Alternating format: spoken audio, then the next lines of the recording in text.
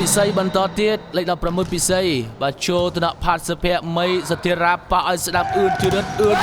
ជាប់បាំងណាក៏ផនឌីបាទចូលទៅដាក់វ៉ាន់ដាដាក់នេះឲ្យបាល់ខ្លី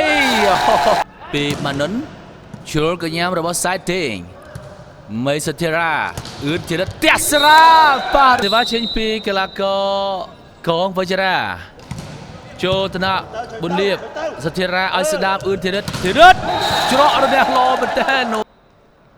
បាទផនឌីចូលទៅដាក់ប៉ះអើយបាទសេវាចេញពីកីឡាករស្រឿនពិសីចូលថ្នាក់ប៊ុនលៀបប៉ះឲ្យស្ដាំអឿនធីរិតបាទ7កុម្ភៈដល់ថ្ងៃទី1មិថុនាបាទទើបបញ្ចប់បាទប៉ះឲ្យស្ដាំអឿនធីរិតចាប់បាំងណែនតែម្ដងហើយបើសិនជាក្រោមហ្នឹងគឺកាត់ចេញបាទចូលថ្នាក់បាទប៉ះឲ្យអូយចូលថ្នាក់របស់មេសាឲ្យធីរិតជាប់បាំងទៀតហើយប៉ះឲ្យមេសាសេវាចេញពីកីឡាករលេខ15កម្លាំងថ្មីចូលកញ្ញារបស់